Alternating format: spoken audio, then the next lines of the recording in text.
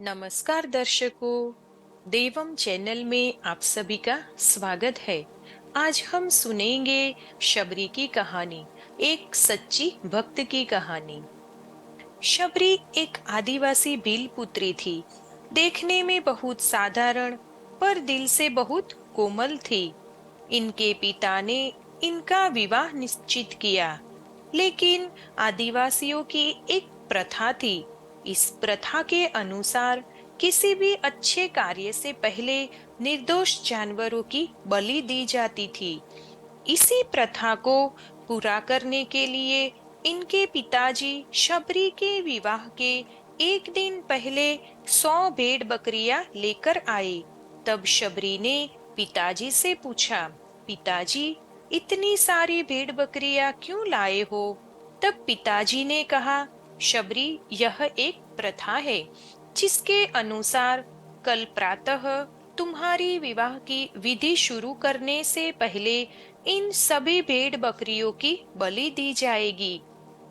यह कहकर उसके पिताजी वहां से चले जाते हैं। प्रथा के बारे में सुनकर शबरी को बहुत दुख होता है।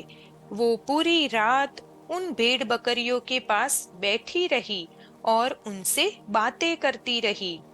उसके मन में एक ही विचार था कि कैसे वो इन निर्दोष जानवरों को बचा पाए।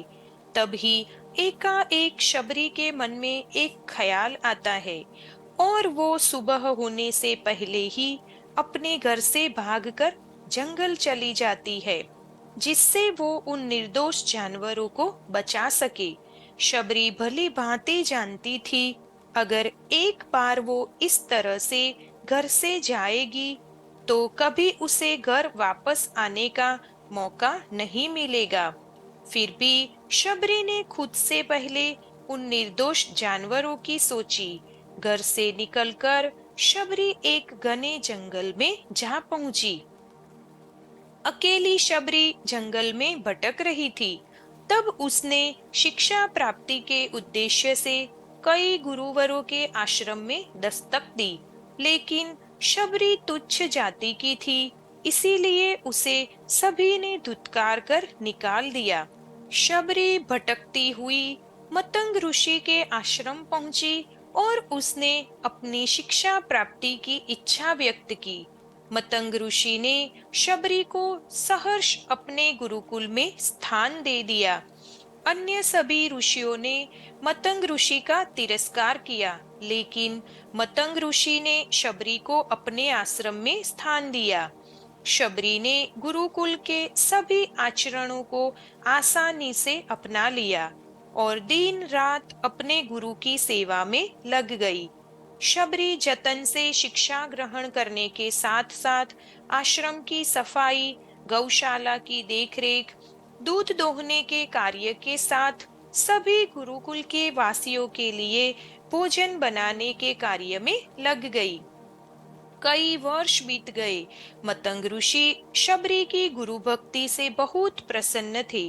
मतंग ऋषि का शरीर दुर्बल हो चुका था, इसीलिए उन्होंने एक दिन शबरी को अपने पास बुलाया और कहा, पुत्री, मेरा शरीर अब दुर्बल हो चुका है, इसीलिए मैं अपना देह यहीं छोड़ना चाहता हूँ। लेकिन उससे पहले मैं तुम्हें आशीर्वाद देना चाहता हूँ। बोलो पुत्री, तुम्हें क्या चाहिए? आंखों में आंसू भरकर शबरी मतंग ऋषि से कहती है, हे गुरुवर, आप ही मेरे पिता है। मैं आपके कारण ही जीवित हूँ। आप मुझे अपने साथ ही ले जाए।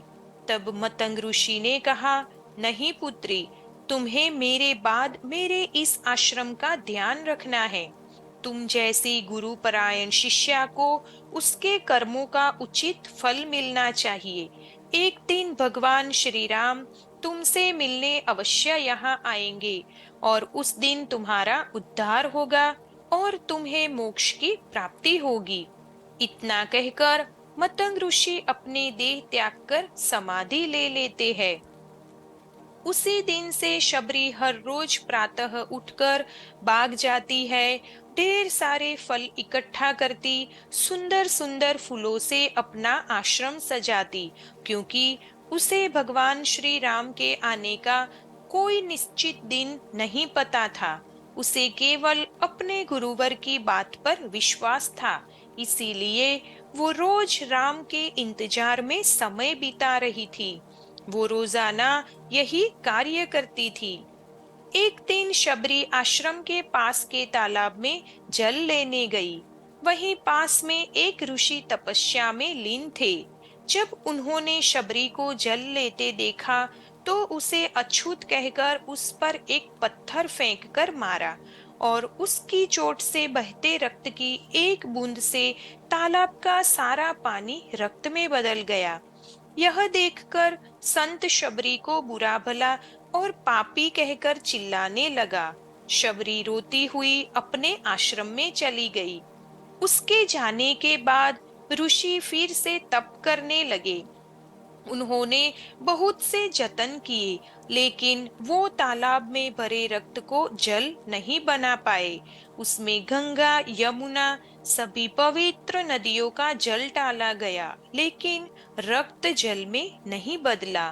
कई वर्षों बाद जब भगवान राम सीता हरण के बाद उनकी खोज में वहां आए, तब वहां के लोगों ने भगवान श्री राम को बुलाया और आग्रह किया कि वे अपने चरणों के स्पर्श से इस तालाब के रक्त को पुनः जल में बदल दे। राम उनकी बात सुनकर तालाब के रक्त को चरणों से स्पर्श करते हैं, लेकिन कुछ नहीं होता। ऋषि उन्हें जो जो करने बोलते हैं वे सभी करते हैं, लेकिन रक्त जल में नहीं बदला। तब राम ऋषि से पूछते हैं, हे ऋषिवर, मुझे इस तालाब का इतिहास बताए। तब ऋषि उन्हें शबरी और तालाब की पूरी कथा बताते हैं और कहते हैं, हे भगवान, यह जल उसी शुद्र शबरी के कारण अपवित्र हुआ है। तब भगवान श्री राम ने दुखी होकर कहा, हे गुरुवर, यह रक्त उस देवी शबरी का नहीं, मेरे हृदय का है, जिसे तुमने अपने अपशब्दों से घायल किया। भगवान राम ऋषि से आग्रह करते हैं कि मुझे देवी शबरी से मिलना है। तब शबरी को बुलावा भेजा जाता है। राम का नाम सुनते ही शबरी दौड़ी दौड़ी चली आती है। राम, मेरे प्रभु कहती हुई जब वो तालाब के समीप पहुंचती है, तब उसके पैर की धूल तालाब में चली जाती है और तालाब का सारा रक्त जल में बदल जाता है। तब भगवान राम कहते हैं, देखिए गुरुवर, आपके कहने पर मैंने सब किया, लेकिन यह रक्त भक्त शबरी के पैरों की धूल से जल में बदल गया।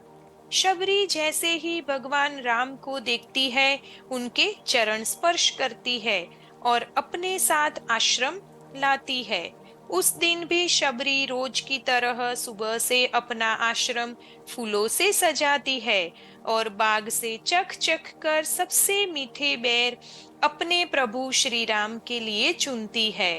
वो पूरे उत्साह के साथ अपने प्रभु राम का स्वागत करती है और बड़े प्रेम से उन्हें अपने जूठे बैर परोसती है।